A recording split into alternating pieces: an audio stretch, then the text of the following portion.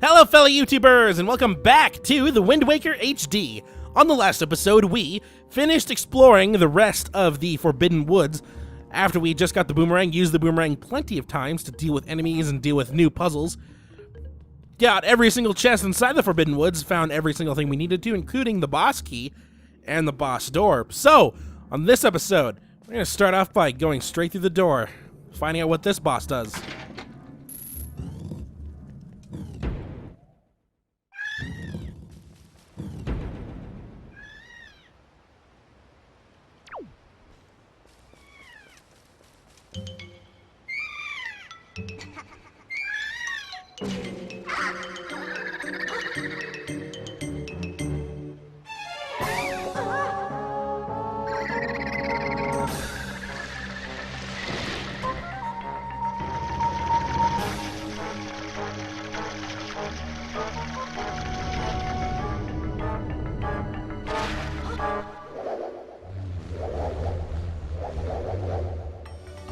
So you can probably already tell what we need to do for this boss. First things first, we need to avoid all of these things. They're going to start coming towards us under the ground, like so, and try and bat us away. But what we really need to do is we need to use the boomerang and just go crazy with the vines. You only need to you need to disconnect all of these vines in order to actually get a chance at the boss. Oh God! We got two more of these things pop out. There we go. Also, the vines do grow back over time, so you need to kind of hurry up. No, go again. No, no, no, no, no, no. No! I wasted so much time there. Let me just roll out of the way. I need to get to a good spot where I don't need to worry. The vines are probably already growing back. Yeah, look at all those vines still there. I can't even hit them all. I mean, sometimes you can get very lucky and hit multiple ones. Ones that you didn't even lock onto. Oh, God. Get me out of here. Get me out of here. I'm doing terrible in this boss right now. What? There's still another? Oh, some of them grew back. There we go. Please be the last ones. Nope, I got one more. This thing is hanging on by one wire. What? Why? Why? There we go. Oh, look at the prettiness. What am I doing? Hit it multiple times. Hit it multiple times.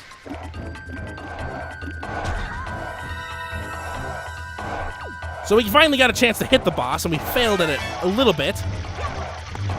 Look at my camera there. Oh, God, I'm surprised I did not get hit by any of those things. Probably did, but I didn't flinch. Good job, me. Oh, God, oh, God, oh, God. I did manage to hit the boss like a couple extra times.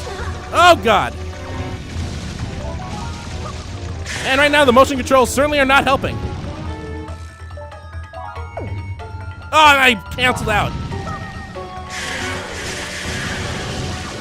Oh, that was an amazing round right there. Die, die.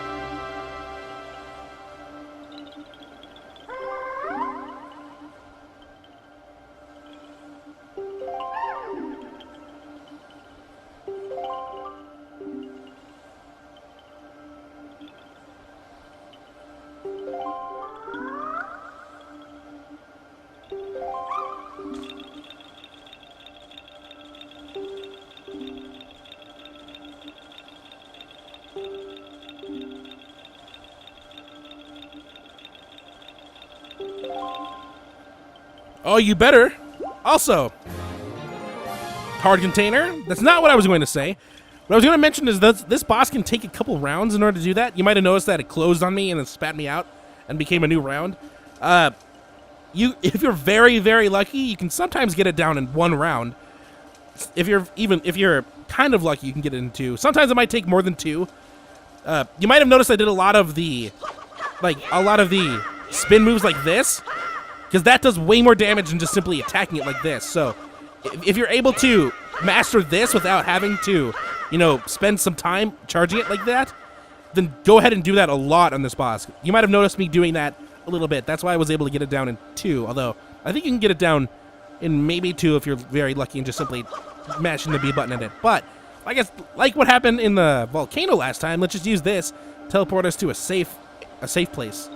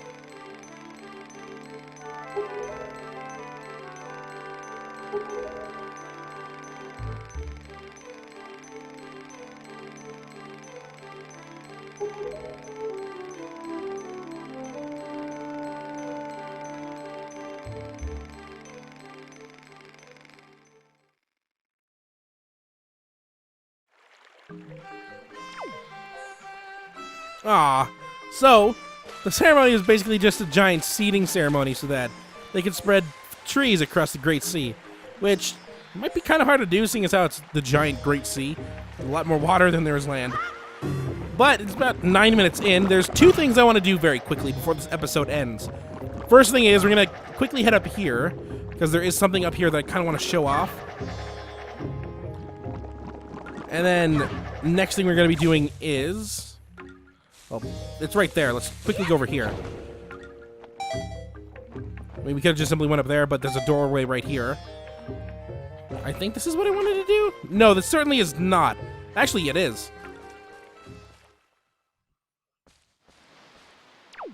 Well, we're down here. You can kind of see up there was the giant ledge that we went on to go across. But there's an island right over there. Well, there's nothing we can really do from here. So I don't even know why I went... I thought this was like a door to somewhere else. I actually completely forgot that the door to the other place is right down here. Like right here, we can see a giant vat, and over here. A forest potion shop. Or sop, as I was about to say. Oh, guy.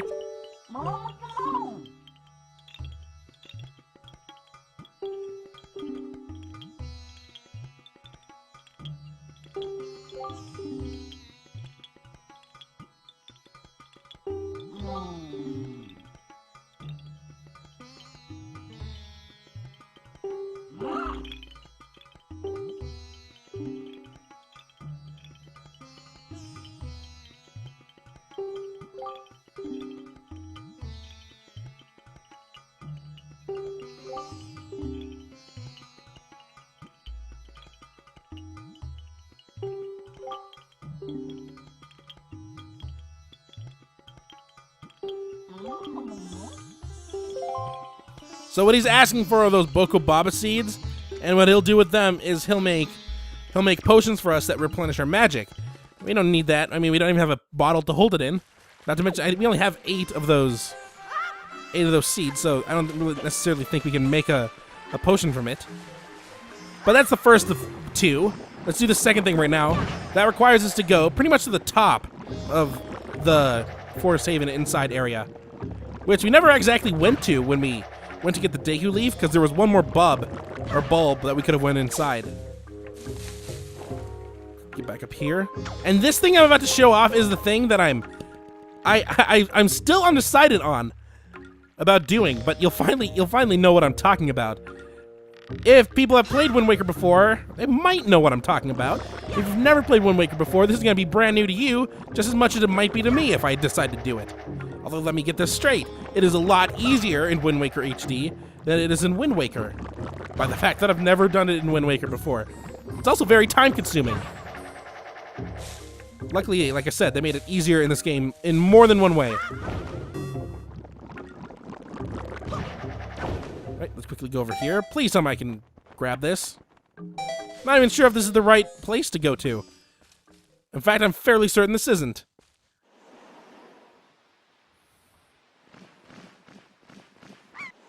Never mind, I'm a liar! It is here. In fact, it's that island down there, which, once again, is the island I've been talking about. As you see over there is where we started a couple episodes ago. Right down there is where I was just a couple minutes ago. So let's get the wind to go towards that island. Oh, what? There we go. Well, it kind of is. Let's make it go north. I have plenty of. I have a decent amount of magic. I just gotta be careful where I land. I mean, I'm gonna hurt my ankles anyway, but I want to hurt my ankles with style. There we go. Oh, ow. Yeah, I don't. Yeah, Link, you deserve to have a little time to get healthy again. After falling what, 13 stories on your feet? You just use a little bit of magic, please. Any magic at all? No? I said please. Oh, guy.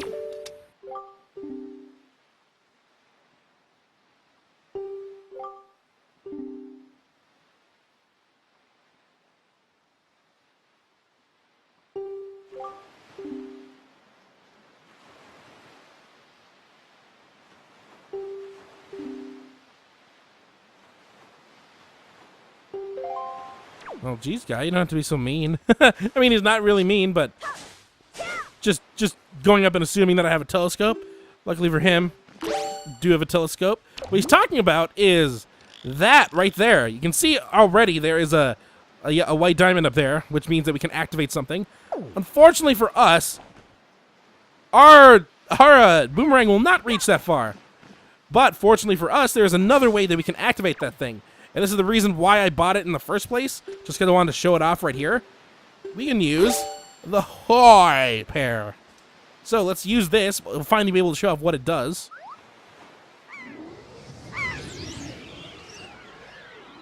So, Seagull will come down, eat the Hoi pair, and you'll now gain control of the Seagull. So you see, we have the ability to fly up and do this. If we ever go back over to Link, it'll show him like in a weird trance-like motion. Like he's concentrating very hard. But with this, we can use the Seagull and actually ram it into that into the beacon over there. So let's carefully do this. Hit the beacon, hit the beacon.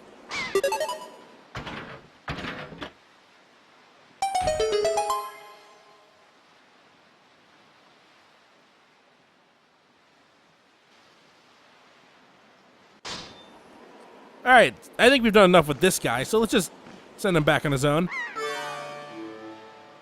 And now we are back in the control of Link.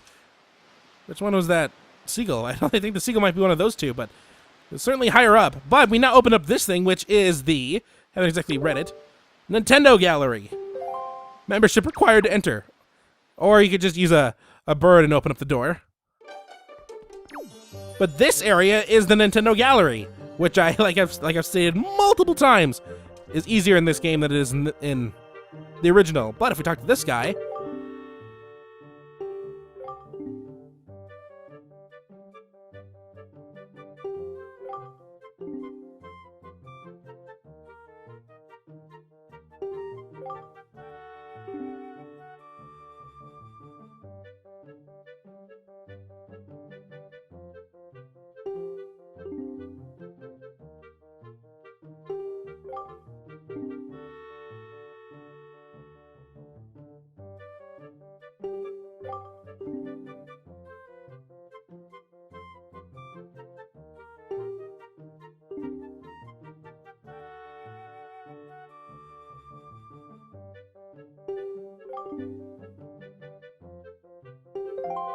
so basically what he's stating is, if we bring him a pictograph of any character in this game, or any enemy in this game, he'll make a statue out of it, and it'll be displayed on here. Now, a reason why I say this is a lot easier in this game than it is in Wind Waker Original is because of two reasons. One is because the pictograph in this game holds up to 12 pictures.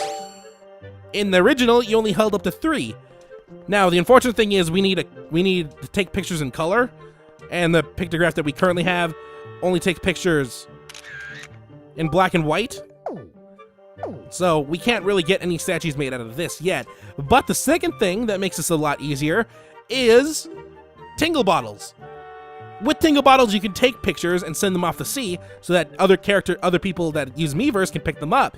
And sometimes these pictures can be ones that help you with Nintendo Gallery figurines, whether it be characters that are later in the game or like spoilerific characters. Even bosses you have to take pictures of for this thing.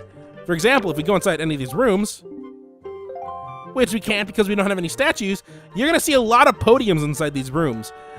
So that usually requires a lot of pictures to take. For example, this one I think is just enemies on the sea. This one, it seems to be Windfall Island. This one seems to be Outset Island. You can kind of tell from the background. This one seems to be the Forsaken Fortress.